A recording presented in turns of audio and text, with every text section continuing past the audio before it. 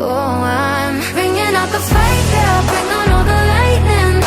'Cause I'm looking for a hero, look inside the mirror, I found one. Welcome and welcome back to my channel. If it is your first time on this channel, you guys are totally welcome. My name is Wadzanai, Mercy. And this YouTube channel is called Inside Out. This particular video is called Asking for a Friend. This is the first time I'm doing a video like this.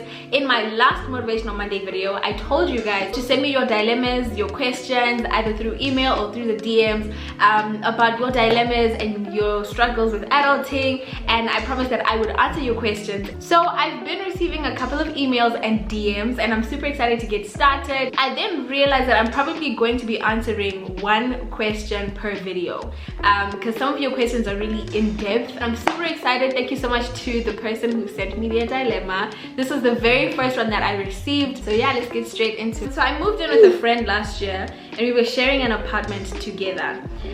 In the first few months things were cool and we were definitely on the same page until I realized that she was very entitled and always expected something from me. She is very rude and does not know how to ask politely. For the past few months, I paid all the rent in full. Okay.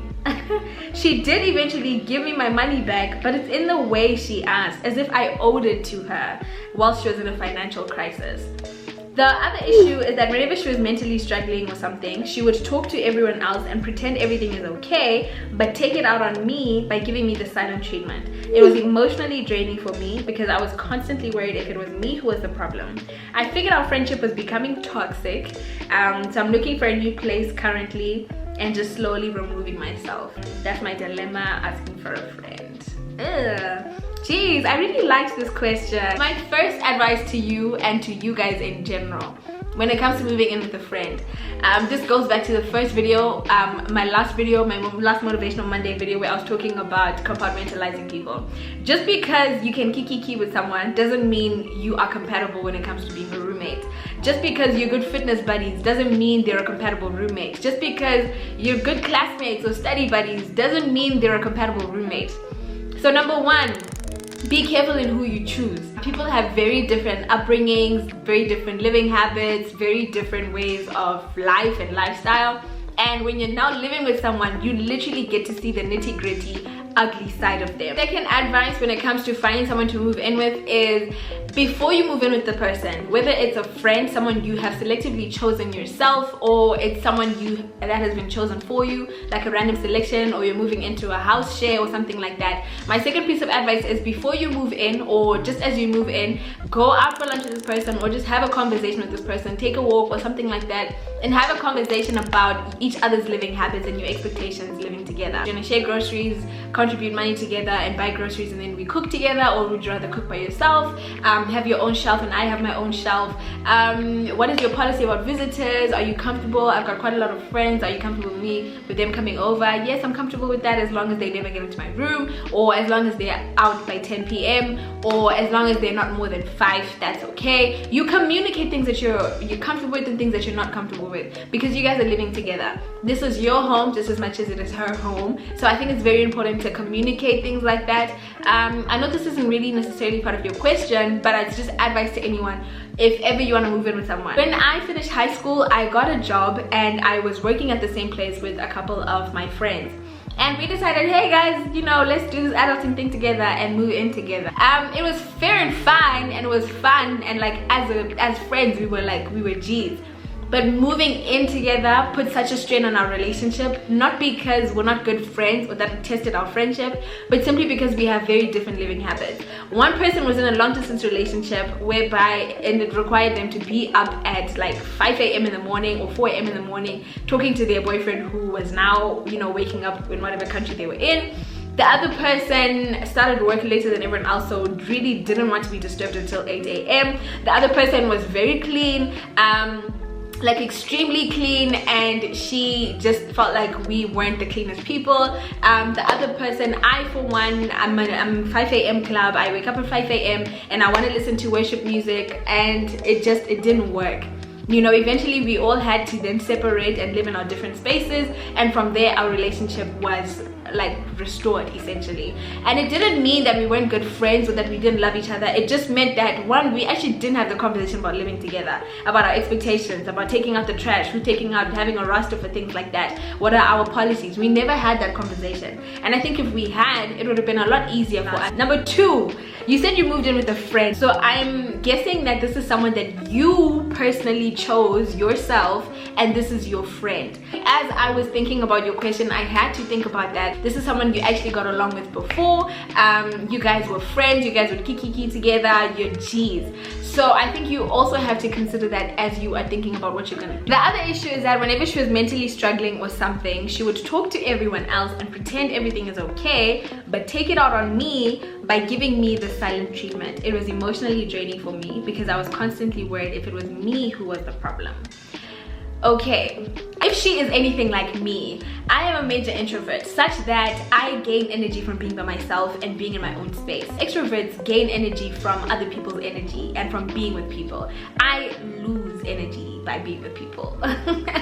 So if she's anything like me, after a long day of socializing and being around people, I just typically want to be by myself in my room and recharge. What I'm trying to say is, it's probably hard for her to put up a brave face in front of people when she's socializing, and then also put up a brave face in her home. You also need to understand that this is her home, so she cannot pretend for people outside of home and then pretend as well at home for you.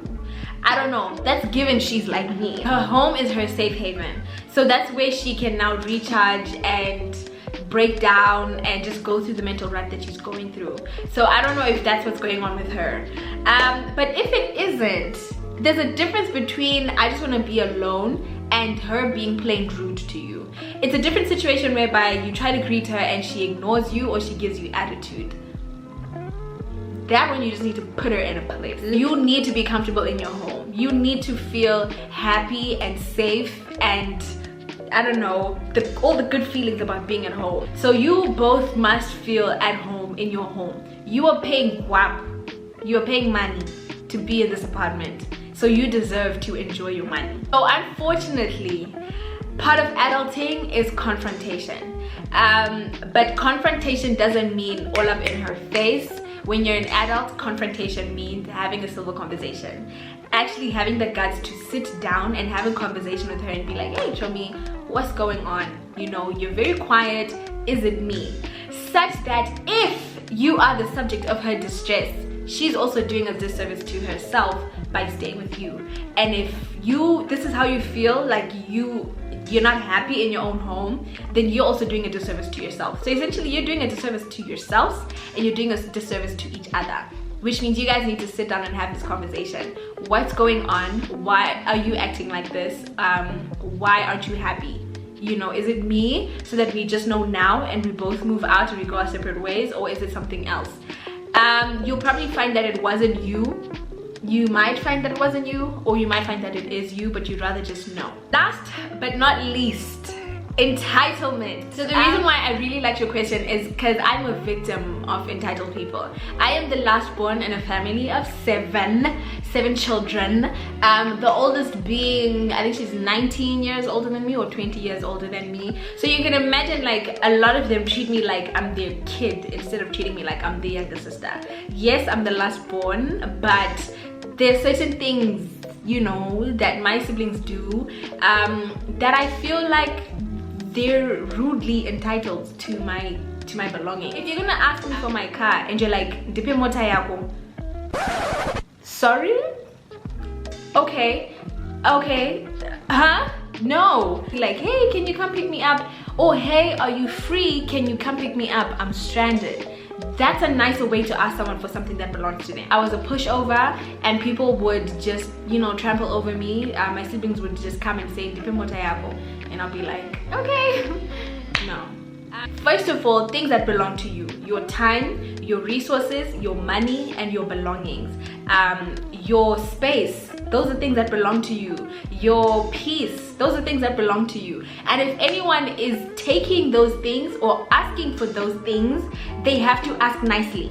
Number one, first and foremost. For me, I've learned, if someone doesn't ask me for something that belongs to me nicely,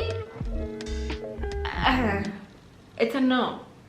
It's a no. And one thing about people like you and me, we're people pleasers, or we're yes men. You get what I mean? So a lot of the times when someone approaches me like that, I'm prone to say, oh, okay, do you need anything else? No. What you allow will continue. If you allow people to step over you like that, it's gonna continue because you teach them how to treat you. For the past few months, I paid all the rent in full. The way that I look at this is you're allowed to be a nice person. You're allowed to help out a friend in times of an emergency and help them pay their rent. But for me, the fact that you've said you've been doing this for the past few months just comes to show that it's no longer a financial crisis situation. It's a lack of responsibility on your flatmate's part. If it's once off, hey Chomi, I've got an emergency, funds haven't come in from home, please can you help me cover my rent? That's fine. But if it's on a monthly basis, that kind of means there's a mismanagement of funds. Kind of like you probably get your allowance on the 10th of every month, rent is due on the 25th of every month, and you spent all your money, you haven't been responsible. So now you want me to cover for you, and then you then pay me back on the 10th when you then get your next salary, your next allowance. I think that's a bit of, it's a bit irresponsible, you know? Unless you're trying to tell me that you've got a financial crisis every month. I don't know. You've got a financial crisis every month. That doesn't really make sense. I don't know. Something doesn't sit well with me about that. And in a situation like that, I want you to try this. I want you to something like, hey Chomi, things are tight for me this month, I can barely even pay my rent, I actually have to borrow from someone else. Have you asked Ningi? Maybe try Ningi, I'm gonna kukupa mari, or something like that, just to see what she's going to do. One, she either probably has the money or she'll go find it from someone else. If it's genuine a financial crisis and you genuinely know your flatmate and she has a financial crisis, then yes, by all means help her out. But if you're suspecting that it's just her being irresponsible, then I want you to try this exercise. Essentially, you're also kind of helping her. You know, when you always have something to fall back onto, you have no reason to be straight. So if you then realize that, okay, now I have nothing to fall back onto, it's gonna force you to be straight and to manage your finances properly and to make sure that next month you save your money or you pay your rent in advance, so that whenever the money comes on the 10th, it's paid for the 25th. You get what I mean? Try ask her for money. Like a couple of days before the rent is due, just start complaining, or not complaining, but start crying. Parents are saying like they don't have money this month. Are you able to cover me this month? See how she responds. You've got the money, you don't need her, but just to test and to observe. More often than not, you will realize that you are the go-to for a lot of people you can't even go to.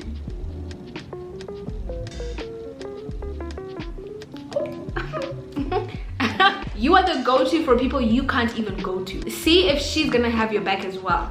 Or is she gonna give you attitude and be like, and namari, or just see her response.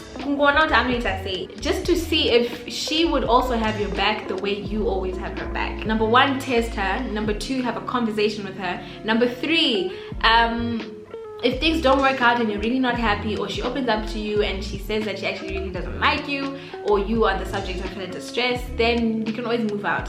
Moving out, like I said, with my friends, moving out is what saved our relationship. If you feel like there's no way out of you protecting your peace, and there's no way out of resolving the situation with your roommate, then I would suggest that you just move out. It's totally okay. And be careful next time about who you choose as your roommate.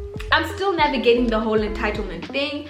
I'm still learning. I'm still learning a lot, but this is my story, this is me, this is my advice to you. I hope this video is not too long.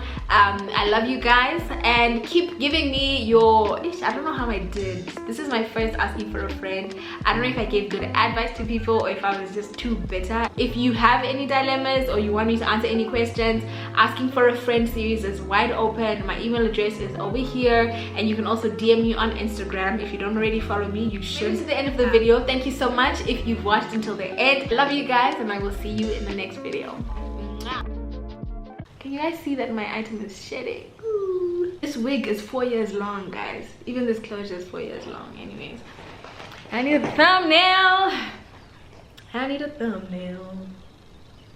Oh, what? How do you express entitlement?